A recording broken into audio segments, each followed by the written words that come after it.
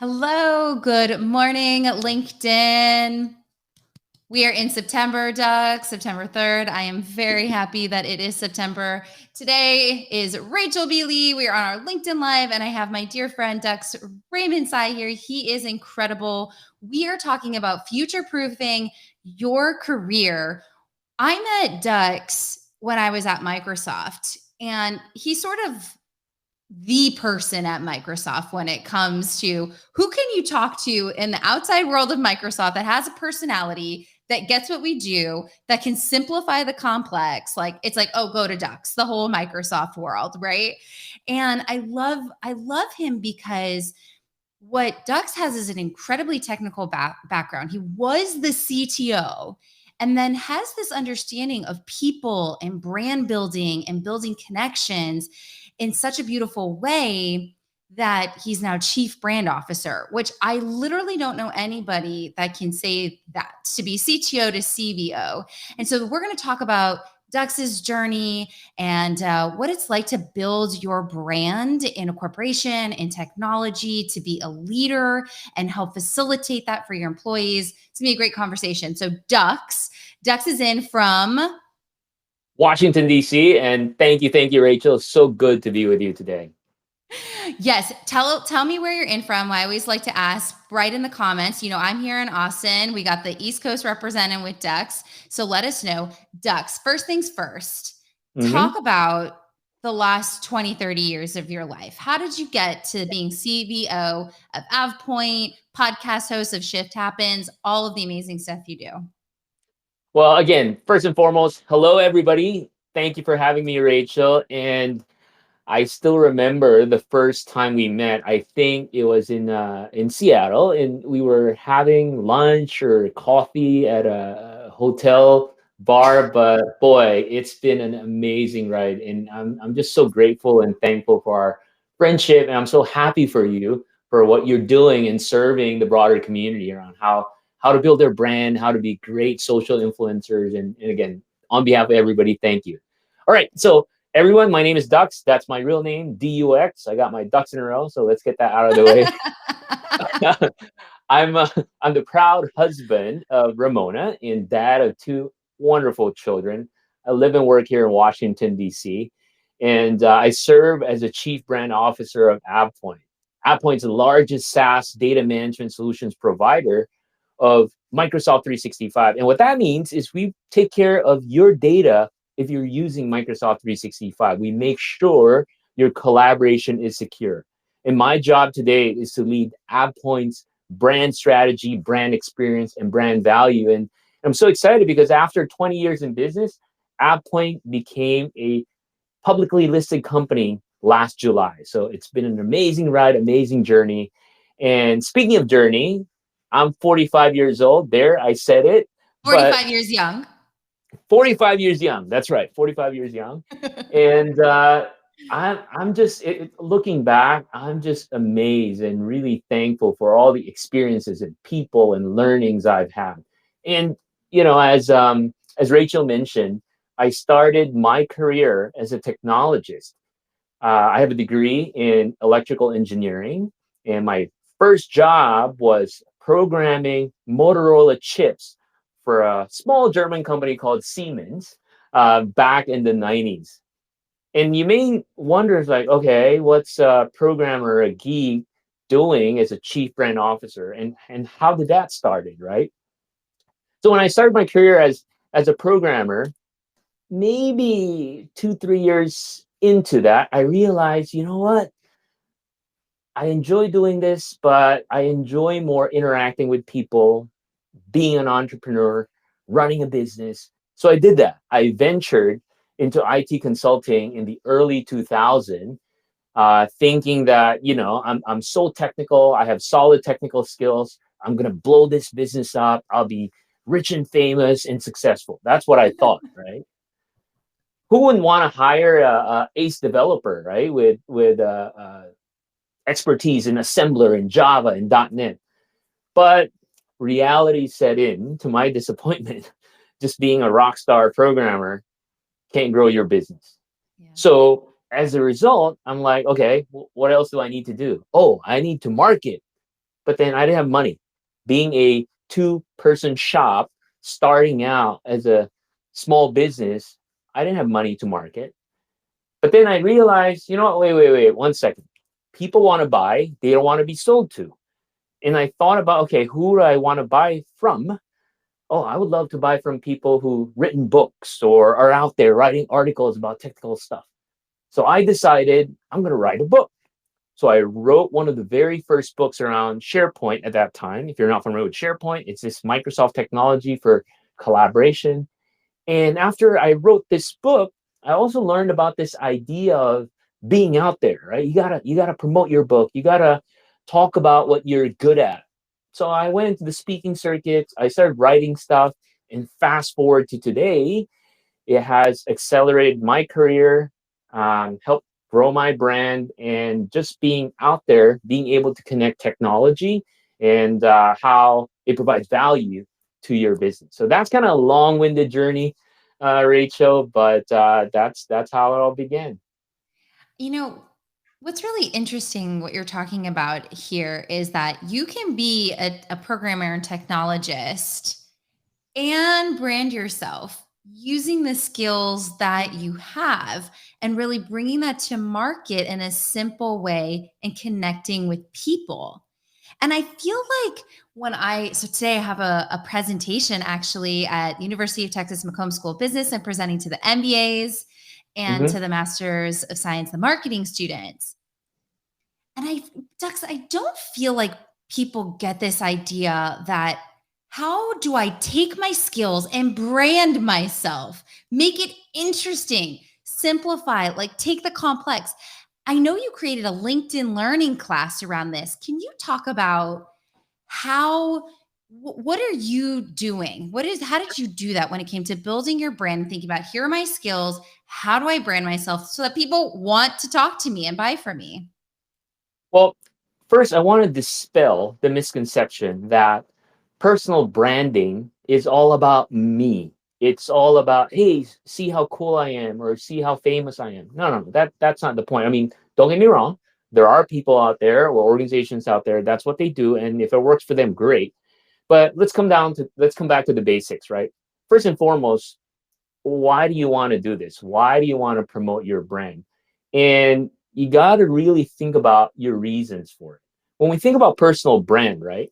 It's the recognition of your expertise and the value you can offer to your audience. So that's what personal brand is, to put it succinctly. Your expertise and what you can offer to your audience. And then once you think about that, right? Then you ask the next question, okay, why do I want to do this? Why do I want to showcase my expertise to an audience? Really, it comes down to three reasons. Number one is, well, I want to showcase myself for career development, for potential future jobs, to raise my credibility. So that's the first reason, to enhance your career. The second reason may be purely altruistic. Well, because I've done this for so long and I just want to pay it forward, right? I want to share my knowledge. I want other people to benefit, which is awesome. So that's the second reason. The third reason is you want to build your brand as an extension of your company. Think about Satya Nadella. You think about Microsoft right away. If you think Steve Jobs, Apple, right? And that's perfectly fine as well. Now, do I need to pick one of the three? Can I do it for all three reasons? Absolutely. And frankly, it changes through time, right? So in my case, when I started my business and I started thinking about this personal brand and as they would call it, influencer marketing, is I needed to do it because I didn't have marketing budget to grow my business. So I did it so that once I'm out there, people will get to know me and hopefully they'll hire me and hopefully I'll get paid. My company will grow. So my reasons were personal and for my company. Now, these days, I love sharing the lessons I've learned. So these days I do it for myself, for my company, and also for altruistic reasons. I really want to pay it forward because a lot of people have helped me along the way.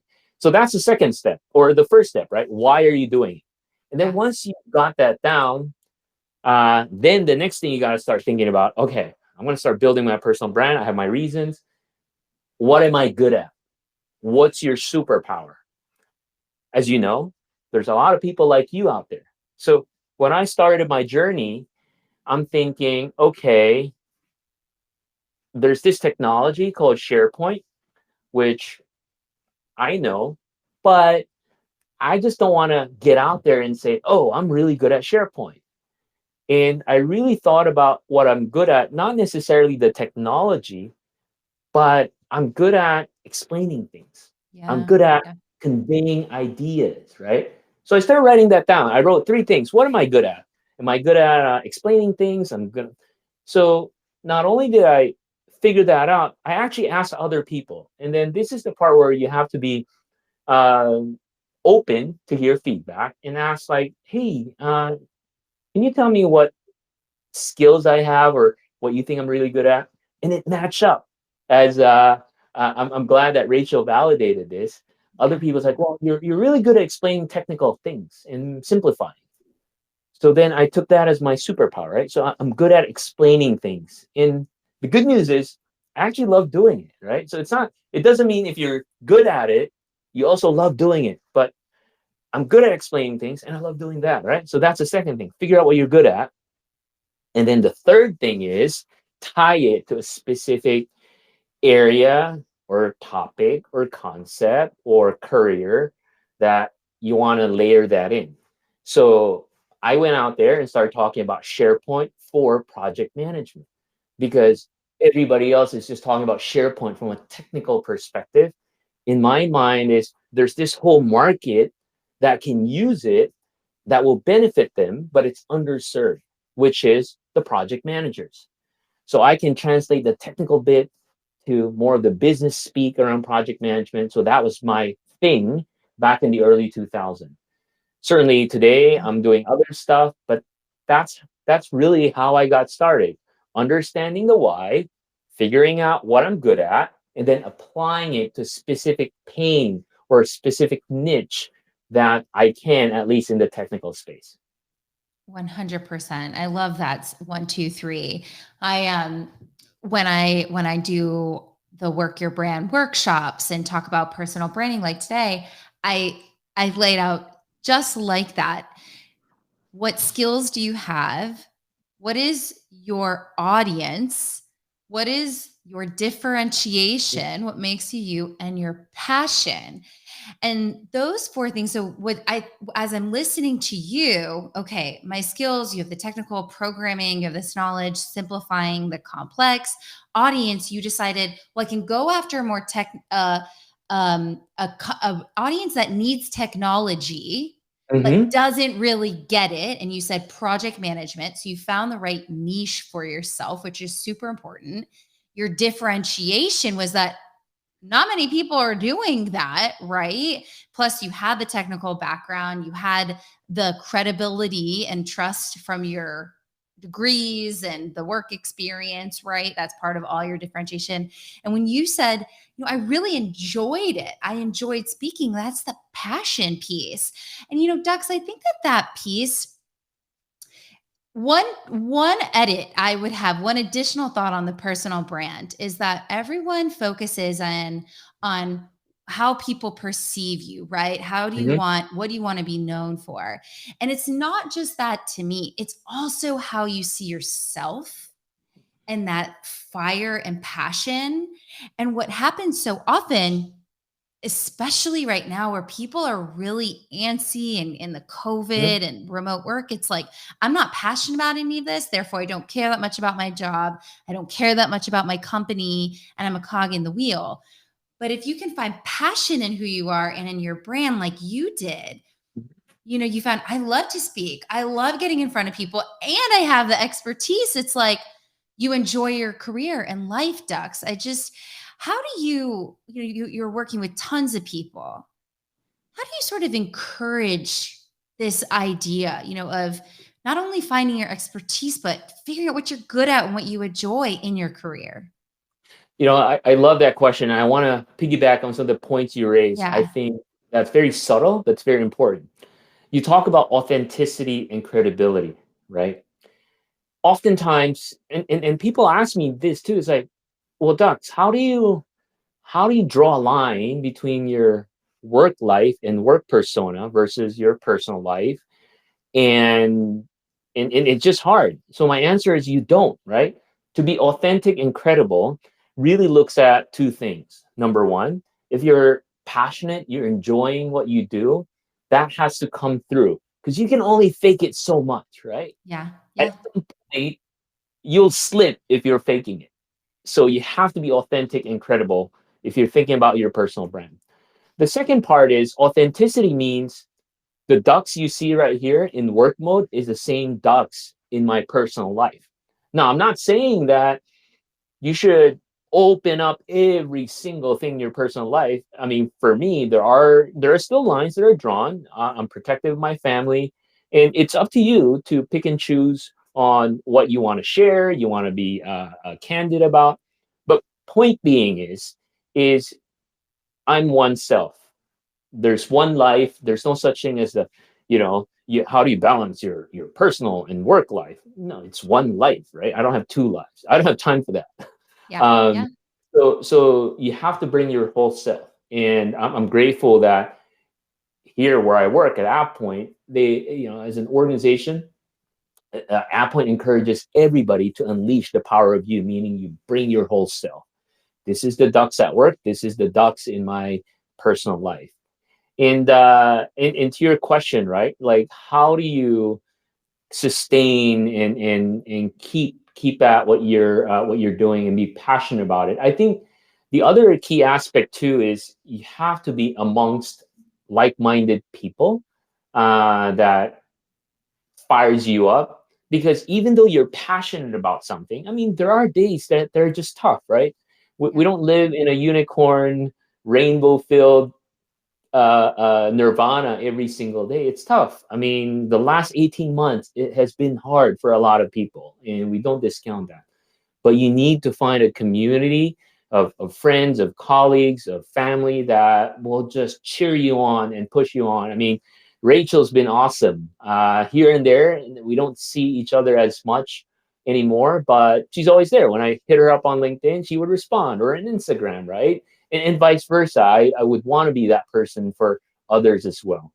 And the last thing I would say is it sounds basic. It's things we teach our children in family is we always want to assume positive intent when we engage and interact with people, no matter at work or at home or in the community, because I don't think most of everyone wants what's best for you. I don't think people are out to get you, right? So we need to assume positive intent, have an open mind in every interaction, conversation, and really by doing that, you learn a lot, not only about others, you learn a lot about yourself.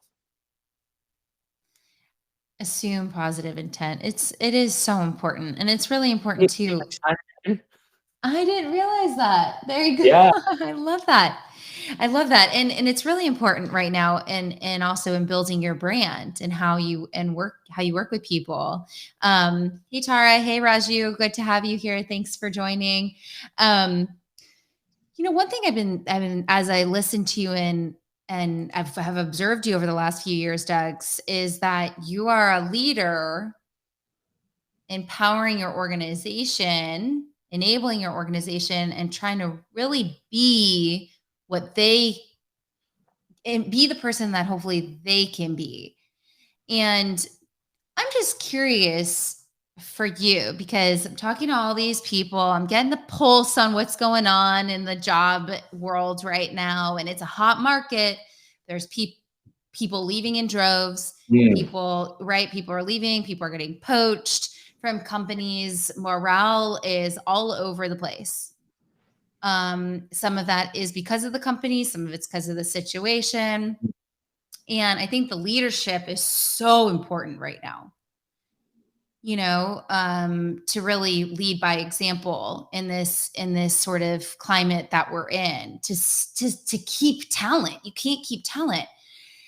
What's your sort of method at AvePoint, because I know culture is really important. I've seen Absolutely. the culture and the people like that really are just they love AvePoint. For those that are listening today and they're trying to lead those organizations, or they're the employee and they're looking at you as, yep, that's my boss. How can we ensure a culture where people love the company but also love to be themselves? No, that's a fantastic question. And in our organization and as leadership, especially the last 18 months, there's I would say a major shift in transformation with respect to thinking about culture and also engaging with everyone. The first thing, it's been in our DNA, but I think it's accentuated more in the last 18 months. So, as an organization, we're very open from the top leadership to all the other leaders and managers with respect to the health of the organization. So, for example, when COVID hit back in March 2020, we used to have, prior to that, our town hall was every quarter. That's normal in our organization, in most organizations. But as soon as COVID hit, we did monthly town halls. So I would host our internal town halls with our CEO, and we're very open. When COVID hit that March 9th or March 14th or March 19th, a week later, we had a town hall. Certainly prior to that, we sent message to everybody, making sure everybody's good. But we open up and we told everybody what's going on. Here's the plan for the business. And it's uncertain. And we did that every month. We had a monthly town hall. And then our CEO would have almost every 2 weeks a little short video that would send everybody just to I keep love that. everybody updated. So I think being open and being transparent and frankly being vulnerable as well. And my CEO, our CEO TJ, was even sharing in the early months of COVID like how tough it was, mentally and because of just this unknown. And he encouraged everybody to reach out and open up if they needed help. And this showed up in our regular employee survey during COVID. I think the first 6 months that everybody appreciated how open everybody is. That's the first thing, being open and just being vulnerable to what's going on, not only company wide, but even personally. Second is being able to really show empathy and understanding where everybody's at, meeting people where they are. And it's different in different parts of the world, different types of family setup. Again, during COVID, one of the things we take for granted, especially living in suburban US, Yeah. is I'm fortunate that I have space while my kids are here doing virtual learning. We're all here, but we have space to do what we need to do. But we have colleagues in places like Tokyo or New York City where it's not the same. So being able to work effectively or jump on calls may be a little tougher, right? And Yeah. we realized that, and we made sure that everybody know, hey, it's okay if you're not available or somehow you just can't work today or certain things came up. That's totally fine, right? So being able to show empathy and frankly, not just during COVID. Hopefully, this will carry on. And then the third part is related to the second one is just being more flexible. Like, look, now with Delta coming, we don't know what's going to happen again, right? So originally we were planning to have a hybrid work setup starting this month, but we just pulled it back. And to us now, work is not a place. Work is really something that, number one, it's something where each of us has a responsibility and accountability to do. But more importantly, it's something that we all should be really excited about and happy about and proud of, right? So one of the things that's really important here at AvePoint is certainly, I mean, I'm a perfect example. I started here as a CTO. I'm very technical. While I did have some marketing background in my previous life, but my skills and my expertise is in tech. But then when this opportunity came up to serve and be a part of our brand marketing organization, I raised my hand. I said, sure, I'll do it. I'll work Yeah. hard. I'll learn. So there's that idea of being able to pursue opportunities internally, regardless if it's within the same team, but across different teams, and frankly, even in other parts of the world where we have offices. So I think that flexibility and opportunity internally encourages a lot of our colleagues. And then we have programs around inclusion, diversity, equity, and allyship. We have programs around future leaders. So we continue to focus on that. We're not perfect. There's no organizations that's perfect, but really focusing on how can we continue to unleash the power of every AvePoint employee. Yeah. And there's such great opportunity from a brand perspective, I think, in using what a company is doing and internally and using that as a way to create messaging externally, really saying, here's what we're doing for our people, showcasing the people, using that as part of the brand marketing efforts to the rest of the world to say, we're in it too. Here's what we're experiencing. I think that I don't know if AvePoint is doing that, but that vulnerability, being able to take that to market with the brand could be really special for a lot of companies. That's a fantastic point. So we do it, but we do it for reasons of going back to my point earlier, right? Why do we do it? Is we want to share what works, in some cases what doesn't work, so that other organizations looking into what they can do Yeah. uh, potentially may help them. So Raju just had a question: how do you drive foster an employee interaction?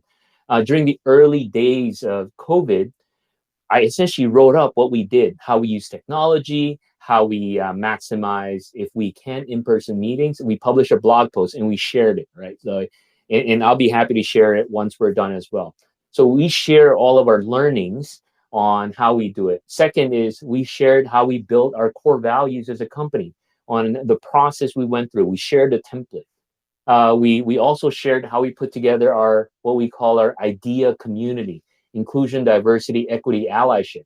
Because one of the questions we always get is, we're not Microsoft big. I mean, we can't afford to hire a full-time diversity inclusion team.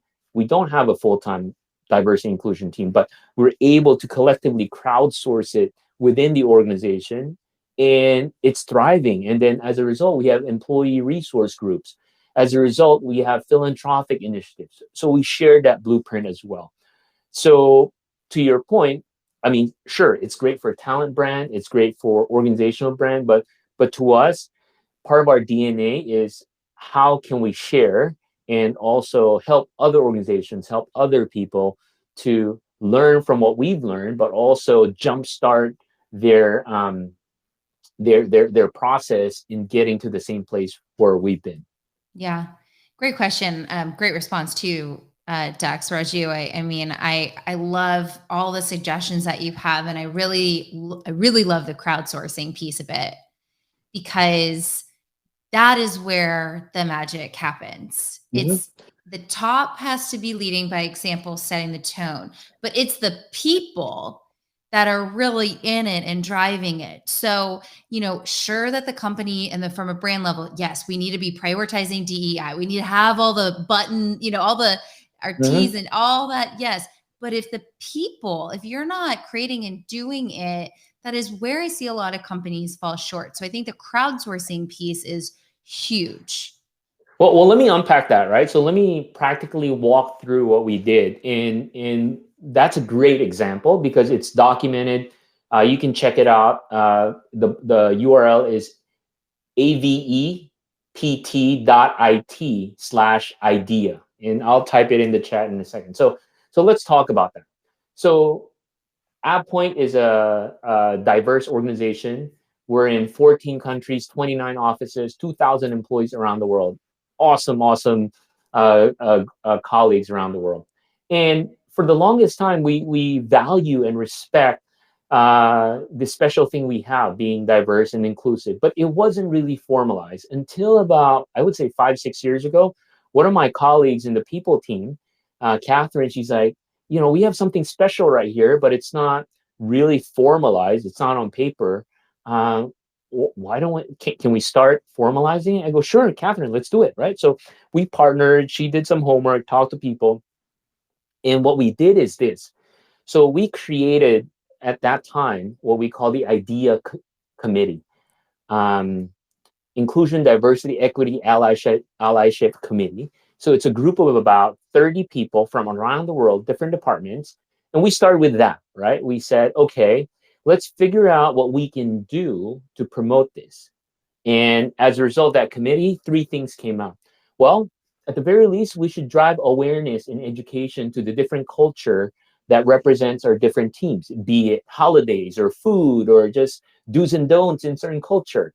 So that's one. So, and then, so out of those 30, a group took that on. And what they've done now, every month, there's just an internal post in our social network, Yammer, that says, hey, did you know about this holiday or this food? And sometimes they record videos, which is great. So now we're educating each other. The second thing we did is we started employee resource groups. So a team started Black AvePoint Excellence, the Bay Committee. And then we have Q&A, Queers and Allies, our LGBTQ community. And then it started to grow. So then they started recruiting everybody from within the company who wants to be part of those employee resource group. We have Women in Technology, which is awesome.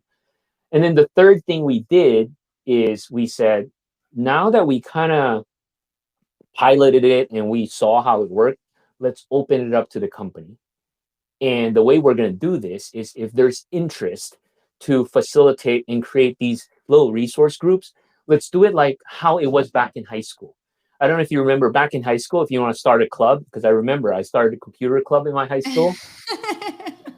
You go to your counselor or your advisory resource teacher and say, hey, I want to create this club, as long as it was in the context and confines of what the school puts together. So that's what we did. The IDEA committee has certain base ground rules of, okay, if you want to start something, it has to adhere to this, and then we'll give you a budget. So now it's formalized, but it's crowdsourced, right? Yeah. And then part of the requirement, which is really cool, is every employee resource group, at least once a year, you have to do something that would positively impact the broader community from a philanthropic aspect.